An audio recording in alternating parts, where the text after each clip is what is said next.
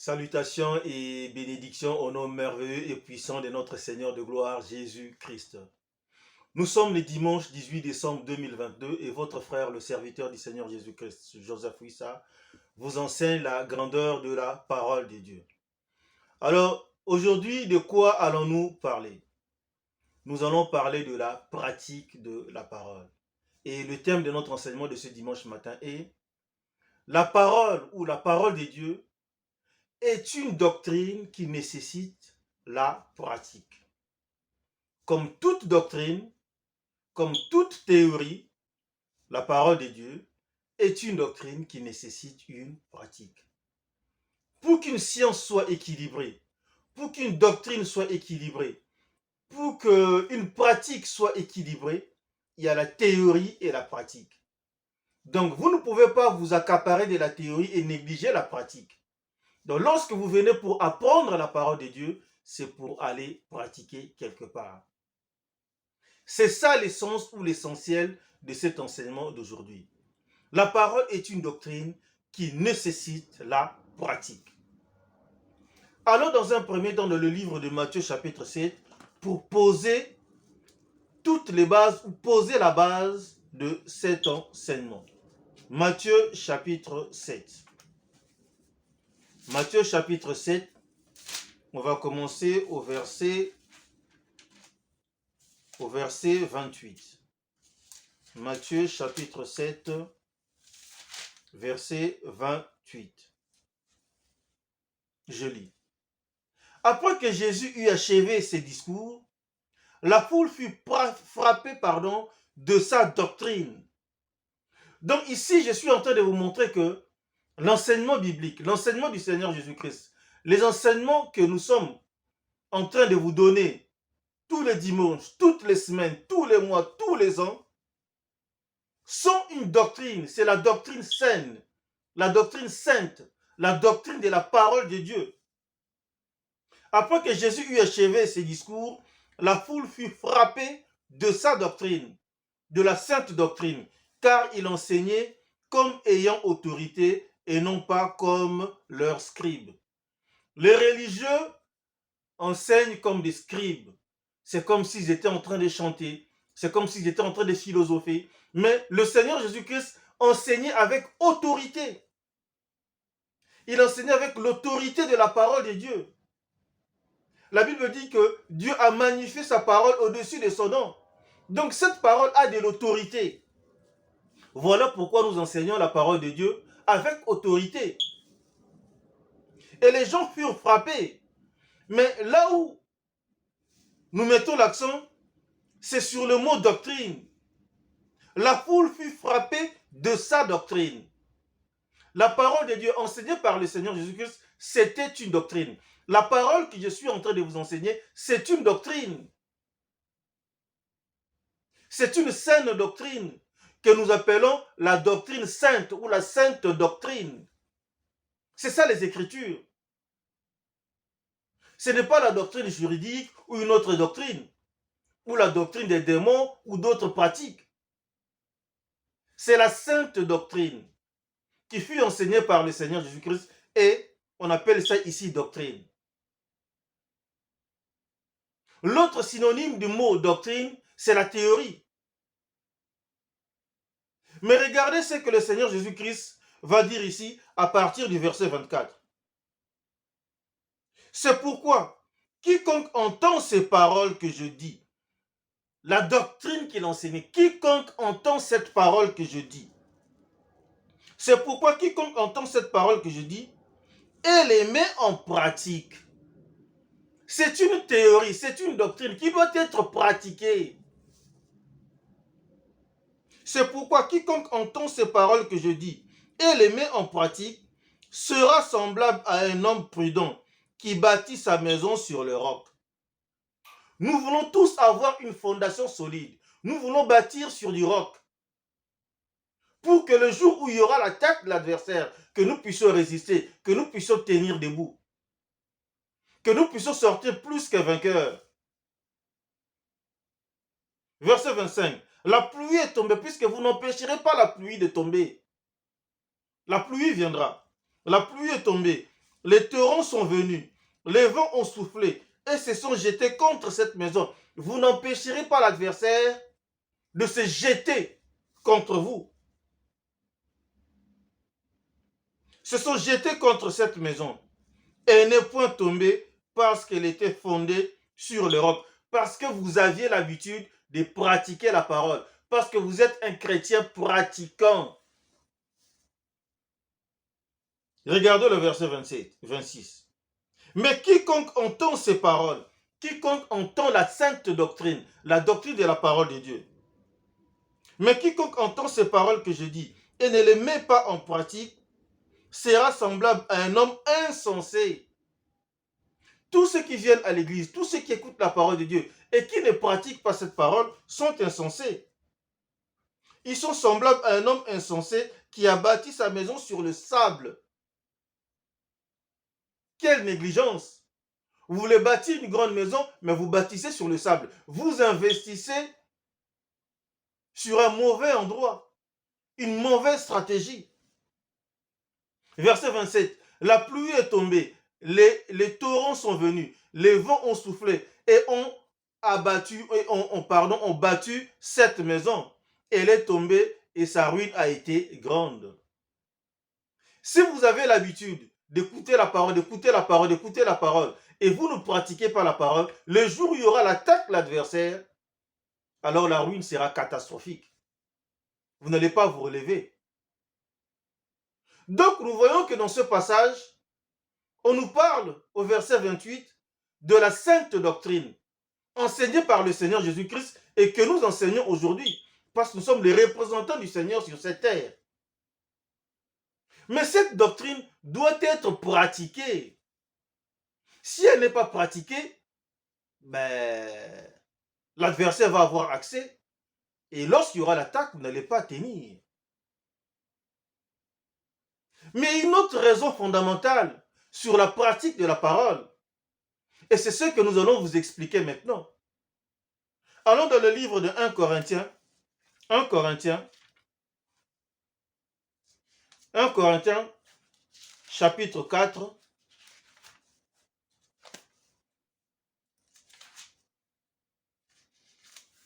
et nous allons lire le verset 20. Pourquoi nous devons pratiquer la parole? Nous devons pratiquer la parole parce que dans la parole de Dieu, il y a une puissance, il y a un potentiel, une puissance latente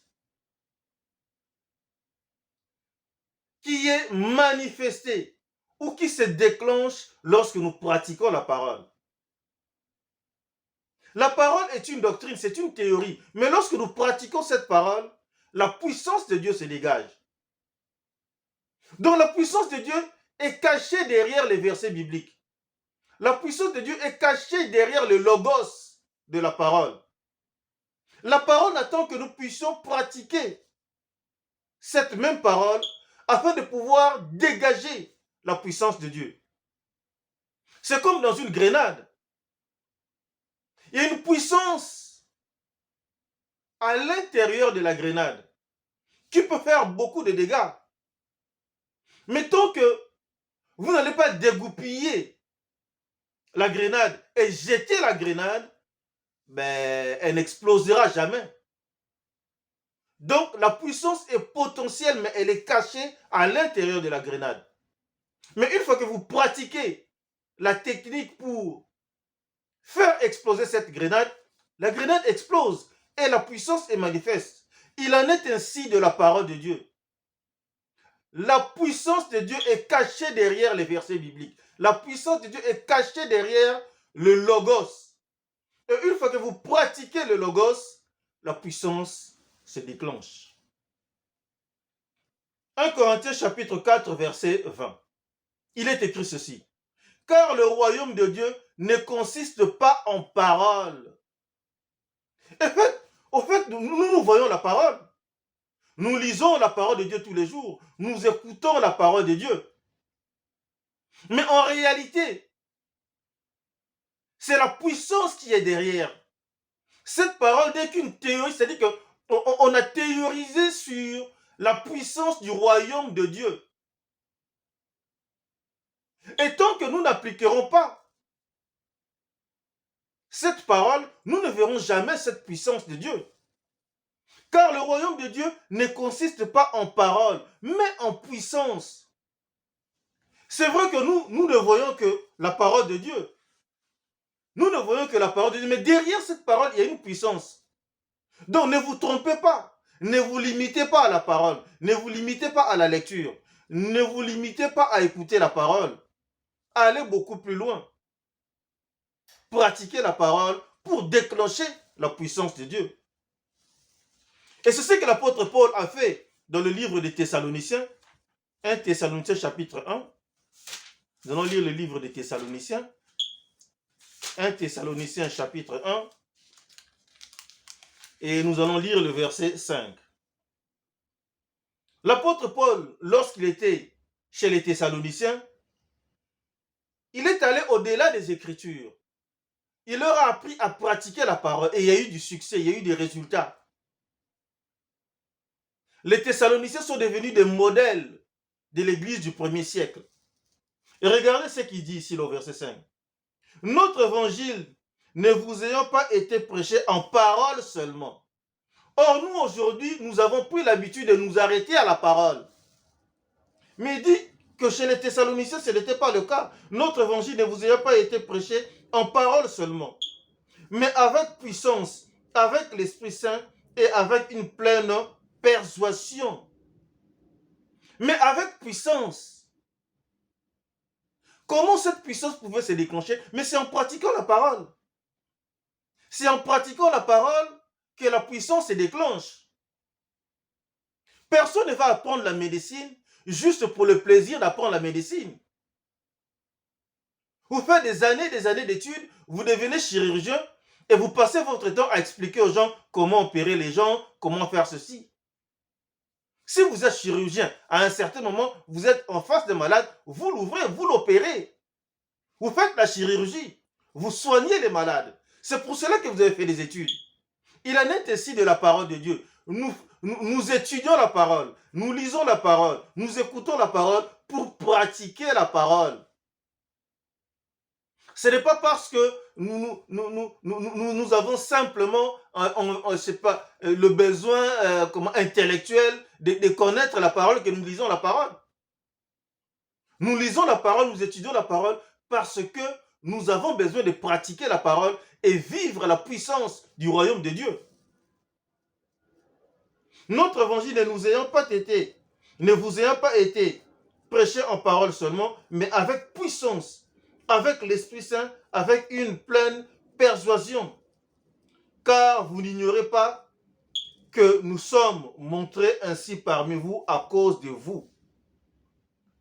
Pour que la puissance de Dieu soit manifeste dans cette église, l'apôtre Paul leur a dit, ne vous arrêtez pas à écouter la parole. Passez à la pratique pour déclencher la puissance de Dieu. C'est pour ça qu'ils ont vécu des signes, des prodiges et des miracles. Et toutes ces choses sont disponibles. Dieu est le même hier, aujourd'hui et éternellement. Il n'a pas changé. Et donc, si nous pratiquons la parole, nous allons vivre toutes ces choses. Sauf que, ce que nous analysons, il y a deux catégories de croyants.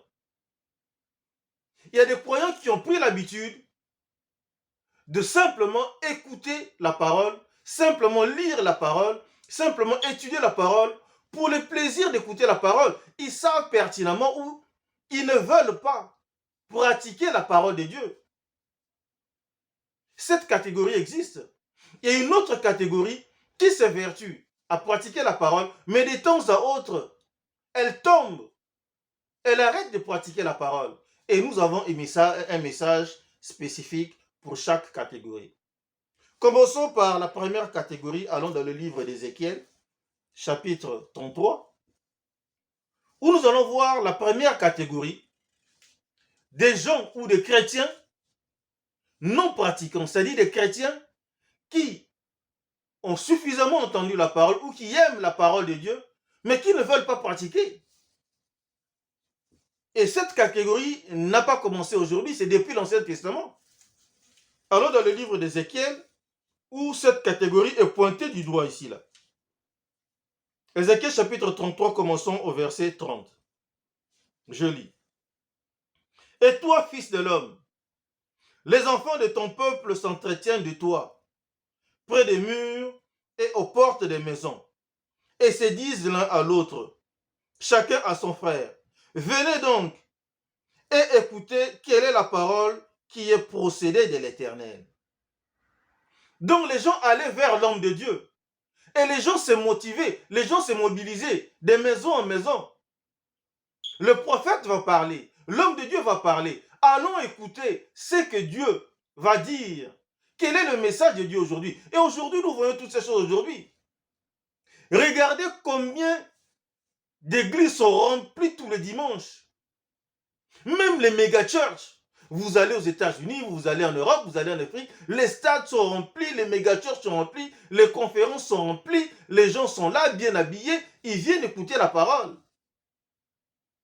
Les gens invitent d'autres personnes pour aller dans leurs églises, pour écouter la parole.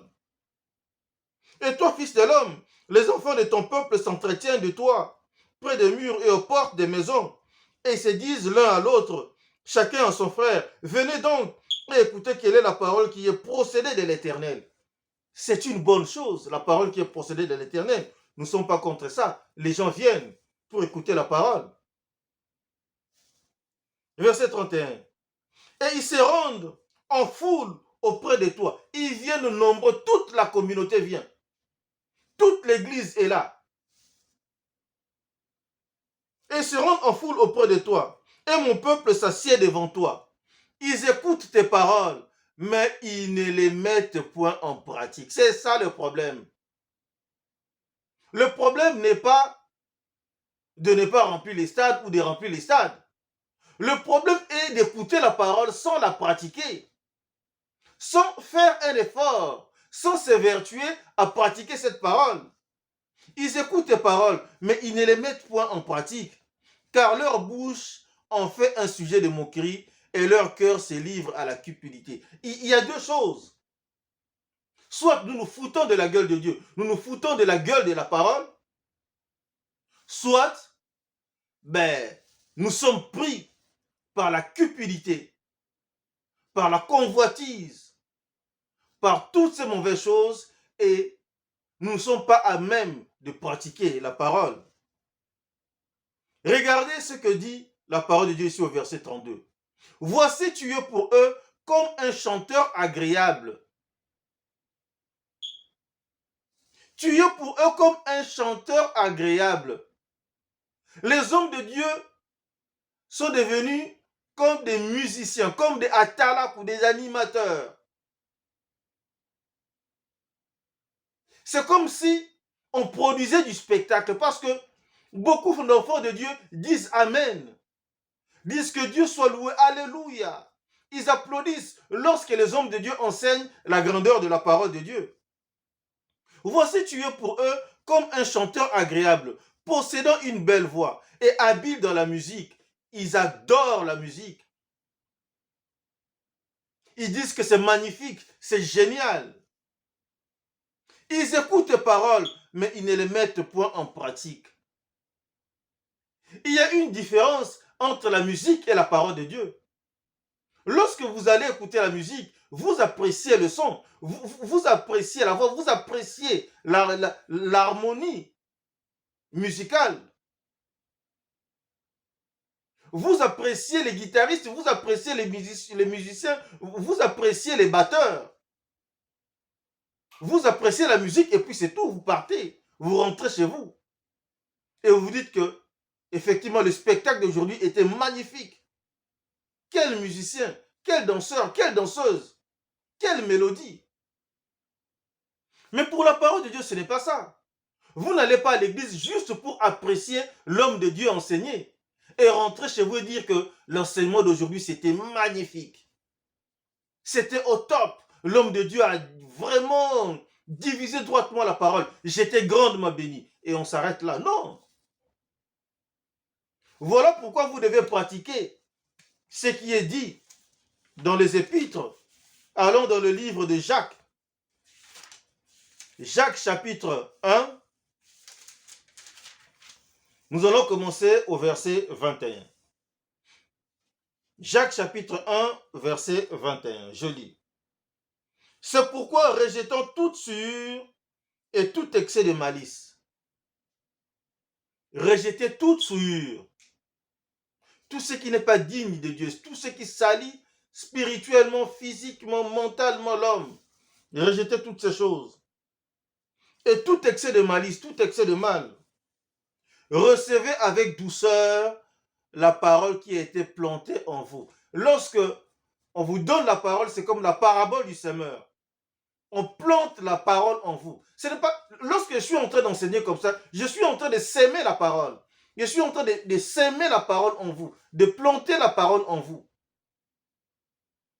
Lorsque je suis en train de vous donner la doctrine qui dit que vous devez pratiquer, vous devez faire un effort pour pratiquer certains aspects de la parole dans votre vie.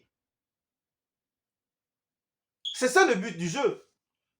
Recevez avec douceur la parole qui était plantée en vous et qui peut sauver vos âmes.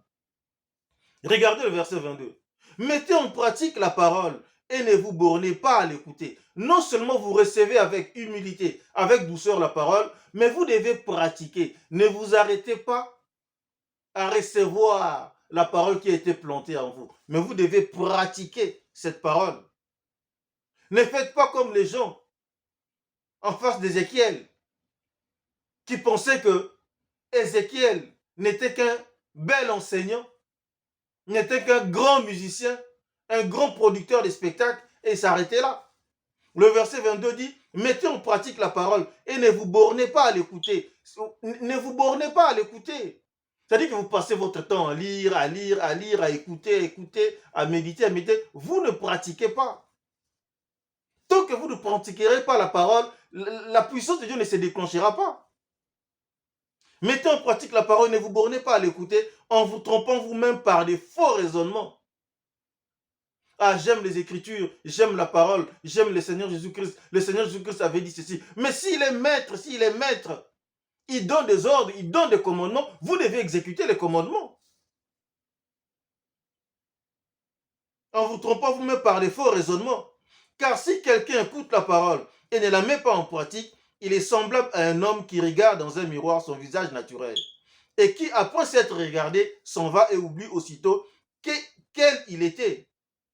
Mais celui qui aura plongé les regards dans la loi parfaite, la loi de la liberté, et qui aura persévéré, n'étant pas un auditeur oublieux, mais se mettant à l'œuvre, celui-là sera heureux dans son activité. Il y a deux catégories ici qu'on est en train de présenter.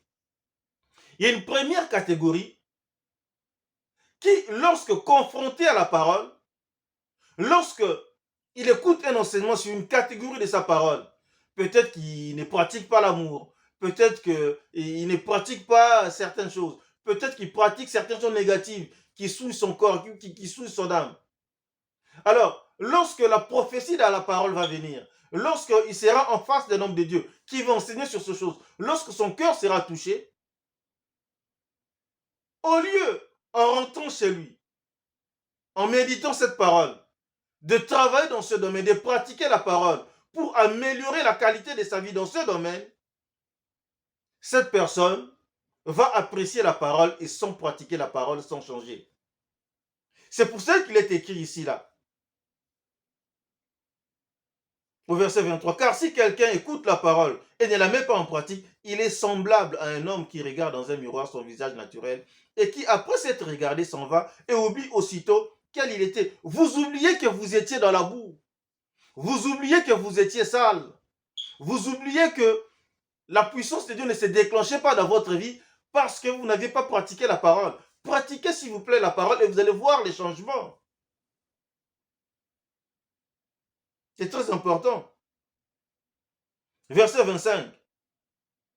Mais celui qui aura plongé les regards dans la loi parfaite, la loi de la liberté, et qui aura persévéré, n'étant pas un auditeur oublié. Si vous n'êtes pas un auditeur oublieux, vous n'oubliez pas la parole. N'étant pas un auditeur oublié, mais se mettant à l'œuvre, celui-là sera heureux dans son activité. C'est là que vous sortirez plus que vainqueur et vous serez heureux dans votre activité. Ça, c'est la première catégorie des gens qui écoutent la parole, mais qui s'en foutent de la mettre en pratique. Passons maintenant à la deuxième catégorie des gens qui aimeraient bien mettre la parole en pratique, mais qui n'y arrivent pas, et qui commencent et qui s'arrêtent. Que dit la parole de Dieu? Galates chapitre 5. Galates chapitre 5. Galates chapitre 5, nous allons commencer au verset 7. Galates chapitre 5, verset 7. Vous courriez bien. Qui vous a arrêté pour vous empêcher d'obéir à la vérité? Vous avez commencé à pratiquer la parole. Vous aviez une marche équilibrée parce que vous lisiez la doctrine et vous pratiquiez. Vous couriez bien. Qui vous a arrêté pour vous empêcher d'obéir à la vérité? Point d'interrogation. On pose la question. La réponse est logique. Mais nous allons voir dans les Écritures, dans les derniers passages que nous allons lire, qui vous empêche d'aller de l'avant.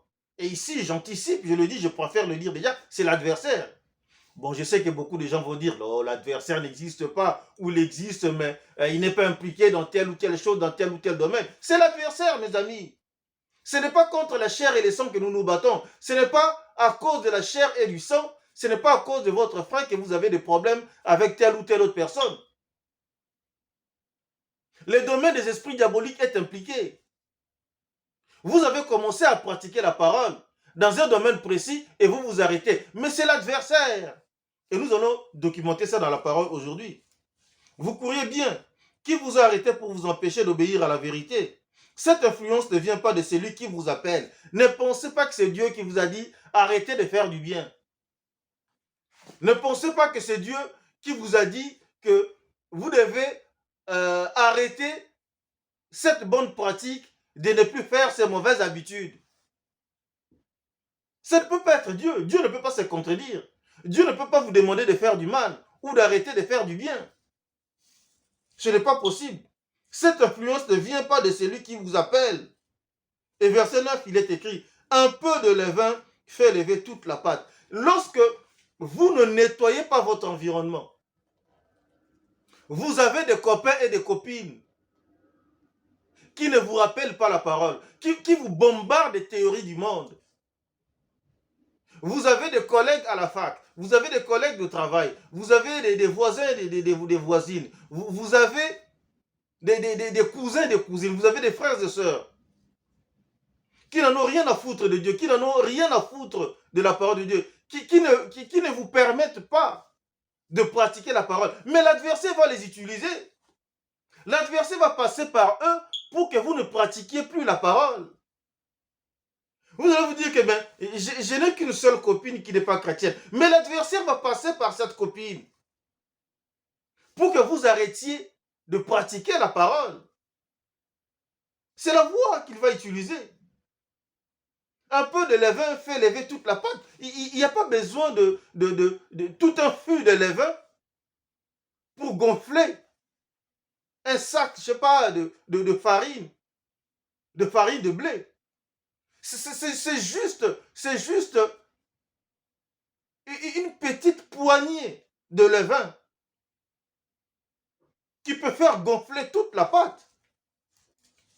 C'est ce qui est dit ici, là, au verset 9. Un peu de levain fait lever toute la pâte. Donc, contrôlez votre environnement. Qui vous influence? Est-ce quelqu'un qui prétend être chrétien, mais qui vous empêche de faire la parole, qui vous bombarde des théories, qui vous éloigne de Dieu, qui vous égare de la parole de Dieu? Faites très attention.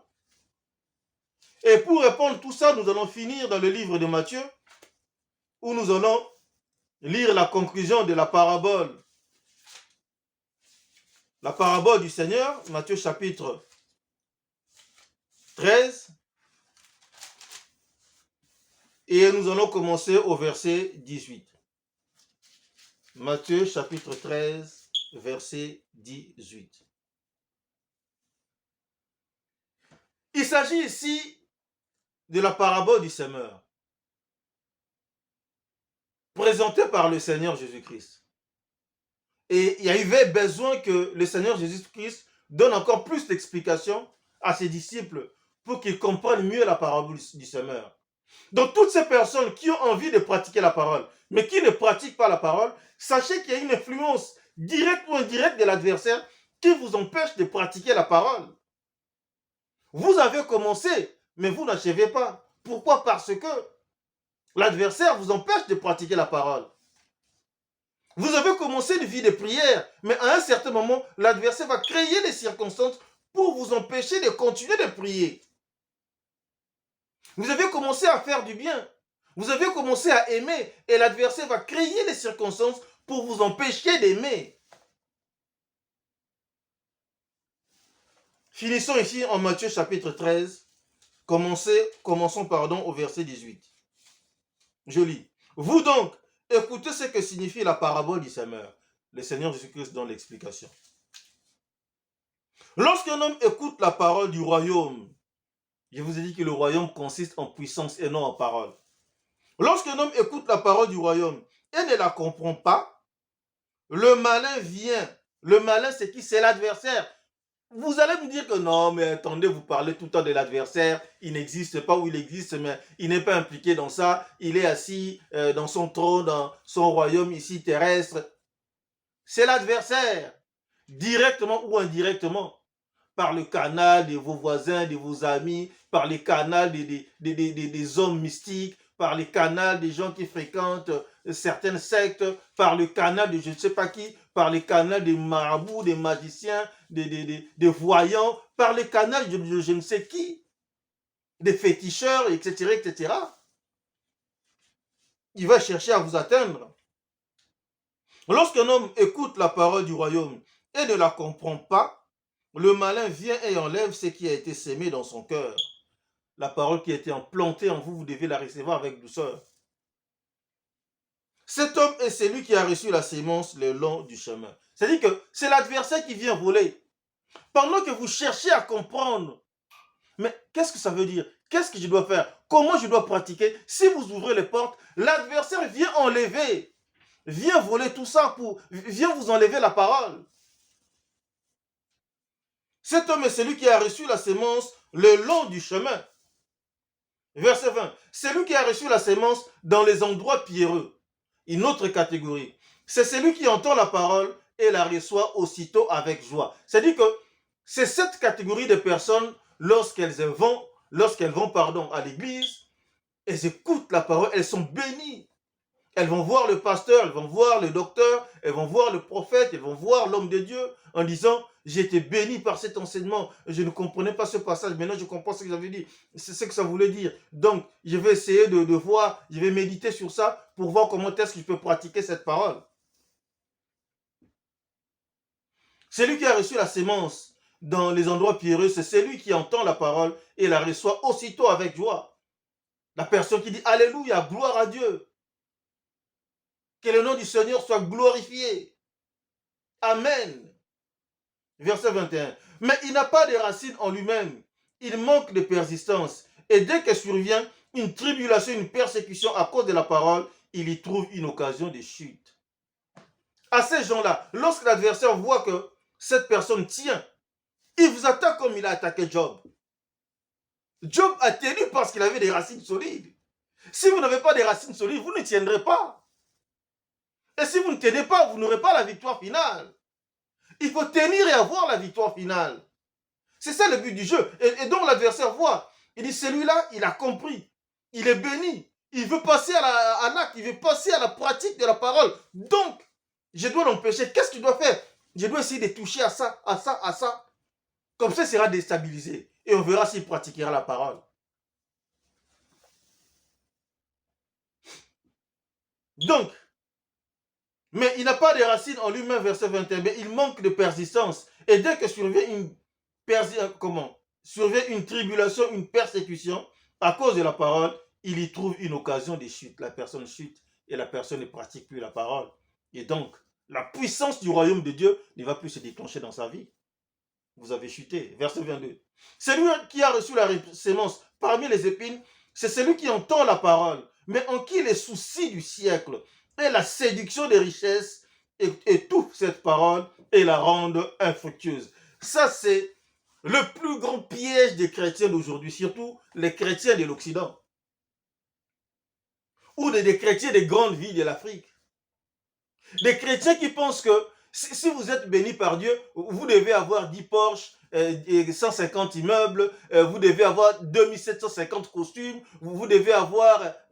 mais arrêtez. Des chrétiens qui ne prient que pour des soucis du siècle. Des chrétiens qui prient pour avoir de l'argent, pour avoir des véhicules, pour avoir des beaux vêtements, pour avoir des belles montres, pour avoir des belles chaussures, pour avoir des belles femmes, pour avoir des beaux hommes, pour avoir je ne sais pas quoi. Les soucis du siècle, pour qu'on dise que c'est eux, c'est eux, c'est eux. Ce sont eux les premiers, ce sont eux les plus forts, ce sont eux les plus beaux, ce sont eux les plus puissants. Et lorsqu'ils veulent venir à l'église, ils viennent avec des 4x4, avec des Jeeps, avec des Mercedes, avec des BMW, avec des costards, cravates griffées, mais qui dégagent l'odeur du dernier parfum de Yves Saint Laurent. Quel grand piège de ce monde! Celui qui a reçu la sémence dans le... Comment? Celui qui a reçu la sémence parmi les épines, c'est celui qui entend la parole, mais en qui les soucis du siècle et la séduction des richesses étouffent cette parole et la rendent comment? Infructueuse. C'est un dispositif mis déjà en place par l'adversaire. Et donc, avec tout ce que les coachs enseignent et répètent à longueur de journée dans les réseaux sociaux, avec tout ce que nous voyons à la télévision, on nous montre le modèle. Un homme qui a réussi, c'est un homme qui doit avoir ceci. C'est un homme qui doit fréquenter tel secte. C'est un homme qui doit faire ceci. C'est un homme qui a. Et donc, les chrétiens regardent maintenant vers ça. Ils ont oublié la bénédiction spirituelle de Dieu. Et ils pensent que s'ils sont bénis de Dieu, ils doivent avoir des véhicules, des immeubles, des avions, des jets privés. Ça n'a rien à voir. Ça n'a rien à voir. Et ça va étouffer la parole de Dieu. Et vous serez infructueux. Vous n'allez pas produire des fruits. Et finissons ici, là, au verset 23. Celui qui a reçu la sémence dans la bonne terre, c'est celui qui entend la parole et la comprend. Vous entendez la parole et la comprend. Il porte du fruit. Lorsque vous comprenez, vous pratiquez la parole, c'est là que la puissance de Dieu se déclenche. Il porte du fruit. Un grain en donne 100, un autre 60 et un autre 30. Vous multipliez. Vous bougez la parole. Vous répandez la parole. Vous donnez aux autres. Vous partagez de votre abondance matérielle, financière, spirituelle. Vous brillez. Et ça ne veut pas dire que vous deviendrez milliardaire, mais vous serez une source de bénédiction pour tous ceux qui sont tout autour de vous. Voilà pourquoi nous ne devons pas nous borner à écouter simplement la parole. Nous devons non seulement écouter la parole, mais nous devons aussi la pratiquer. C'est très important. Nous devons être des chrétiens pratiquants. Nous ne devons pas être comme ces médecins qui ont fait 8 ans, 9 ans, 10 ans d'études de médecine et qui ne soignent pas les gens, qui passent leur temps à parler de la médecine et qui ne pratiquent pas. Nous devons pratiquer la parole. Parce que nous avons étudié la parole, parce que nous avons appris la parole, parce que nous avons reçu la parole avec douceur, nous devons la pratiquer. C'est comme ça que nous porterons des fruits. C'est comme ça que nous serons une source de bénédiction pour nous-mêmes et pour tous ceux qui nous entourent. S'il vous plaît, les amis, pratiquons la parole pour produire des fruits, pour être une source de bénédiction pour tous les chrétiens du monde et pour le monde entier. Prions. L'Éternel Dieu Tout-Puissant, je te suis infiniment reconnaissant, Père, pour cet enseignement qui nous montre clairement que nous avons intérêt à pratiquer la parole parce que ta parole est une doctrine qui nécessite la pratique. Sans cette pratique, ta puissance qui se cache derrière ta parole ne se déclenchera pas. Merci, Père, d'avoir touché le cœur de tes enfants afin qu'ils puissent observer leur vie et que là où ils écoutent les enseignements des prophètes, des docteurs, des pasteurs, des apôtres, là où ils écoutent les enseignements, qu'ils aient ce cœur à recevoir cette parole avec douceur et surtout à la pratiquer pour pouvoir produire du fruit, pour pouvoir avoir de l'impact dans notre vie. Je te remercie, je te loue, je te rends grâce pour tout ceci. Je te remercie, Père, pour tous ceux qui écoutent cet enseignement. Merci, Père, pour tous les malades que tu as guéris. Merci, Père, pour tous les besoins que tu as comblés. Merci, Père, pour toutes les plaies que tu as soignées. Merci, Père, pour toutes les choses que tu as données, que nous ne pourrons pas demander parce que notre intelligence est limitée. Tu connais les besoins de tout un chacun. Merci, Père, de pourvoir à tous ces besoins. Et t'élèvons cette prière au nom puissant et merveilleux de notre Seigneur de gloire Jésus-Christ. Amen.